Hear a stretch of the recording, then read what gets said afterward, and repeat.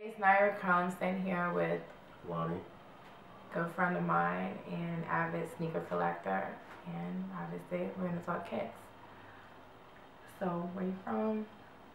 Born in Brooklyn, 31 years old. Live in Flatbush, born and raised. Uh, Sneakers. Where did I start with sneakers? 14 years old. My first job was at this old mom and pop shop called Freeman's on Flatbush Avenue, which is no longer in existence. Anybody who lives around here, it's in the spot that Get Set is in on Flatbush and Snyder. But I worked there for about roughly 2 years before I just like quit one day and started working at Just for Feet downtown, and then that later turned into Sneaker Stadium. So I've always been around retail, always been into sneakers. My first, I think, pair I begged for was the Junior Seaus, the Air Missions, and then it was the Air Moabs, where I wore those so much until I had like a hole in the toe. After a while, I couldn't even wear shits anymore. What's your current sneaker count? I don't even know. I don't count anymore. I just buy them and just put them up there until I'm ready to wear them. I really don't get a chance to wear my sneakers all the time because I have to wear dress shoes for work Monday through Friday, but on the weekend, I just, rock them. Like last night was my first time wearing these Jordan 1 lasers, the highs. I just got them from this kid about a week ago for $130 ship that stock. Locked out. So, let's see. If I had to estimate, maybe 150. 150? Yeah, something like that. How much do you spend on sneakers a month? It varies, honestly. It could be 600. There have been months where it's been maybe 1,000, maybe 1,500. It all depends on. Sometimes you bump into stuff that you can't pass up on, man, and you just gotta take the deal. So it varies from month to month. But if I had to say average, maybe 500. All right. So you've been collecting sneakers since you were what, 15 years old? Yeah, about 14, 15. I think 14 was when I bought my first pair for myself. Everything else before that, you can count it. My parents bought it for me, but right. Ran through that stuff, played ball in it, beat it up in the street, whatever.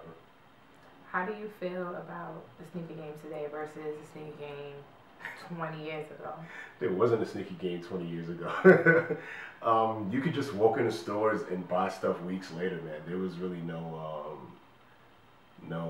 rush for it. There were no lines and people waiting, and most people don't know the reason that Jordan changed its release date was because kids were cutting school to go buy sneakers during the week. So they made the release dates on the weekend so kids wouldn't have to cut school together. Yeah, there was no sneaker game. I think the sneaker, well, the rise of sneakers kind of went hand in hand with like drug dealing in a way. Because the only guys that I knew that would like spend insane amounts of money on kicks to have them early were dudes that were like selling in the hood. So when I worked at Freeman's, one of the kids that I knew that came in and bought stuff early, he was hustling. Well, he had every Jordan. Wow. We had his pairs aside, and he would get them like maybe 2 weeks before they came out. And he was the only person doing it. Everything else, people bought them as they came in. They would sell out maybe within a couple of days. But it wasn't near like it is now. With people waking up like 7 o'clock in the morning and camping out with laptops with their friends. You a reseller? Not really, no. If I have stuff that I buy, and I'm like, I'll go through boxes like, I'm not gonna wear this.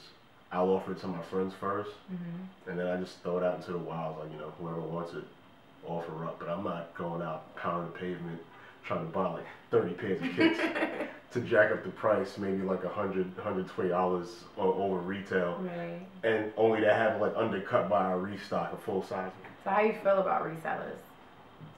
I really don't feel. I used to be angry at them, but when you think about it, America is a capitalist society, so I can't really be upset at them for doing the same thing Nike does in a way.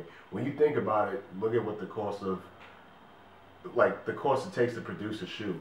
It may cost anywhere between $10 and $20 to produce a shoe, and that's being generous. By the time it gets here to the U.S., it's sold for 150, 200. The Yeezys were 245 retail plus tax. So, you know, I can't get mad at these guys. If it keeps people from being mugged and off the street, whatever. And at the end of the day, the buyers determine what the market is. So if you refuse to pay these guys, they can't move the product, the price will drop. So if you want to kill resellers, don't buy from them. The stuff will just sit there and eventually they'll be forced to move because I guarantee you most of these guys don't have the money to just hold on to these shoes like that. Real quick, let's just ask some basic questions now. Shoot. Your house is on fire. What do you grab? Give me 3 sneakers you grab. 3 sneakers I grab. Probably my defining moments. Because we're probably never going to see those ever again. I grab the Olive 9s. And the last sneaker I would take, Chuck Taylors. Which color? The ones that they call white, but they're actually cream. The unbleached? Yeah. It's a good choice. Why those? I think the Chuck Taylors, I mean, you know, Clark Kent is like an Air Force One person. I think the Chuck Taylor might be the most versatile shoe of all time. Like, you could wear it with anything. You could wear it with jeans, you could wear it with slacks, whatever. I've never seen anybody wear it with sweats, but you know, whatever. I'm pretty sure they did when they first started wearing them and played basketball with, so who the hell am I to judge? But yeah, the Chuck Taylors. What's the craziest thing you've ever done for a pair of kicks? You know, I've only really camped out. I just heard some other stories outside of camping. What's the craziest story you heard? Turn the camera off.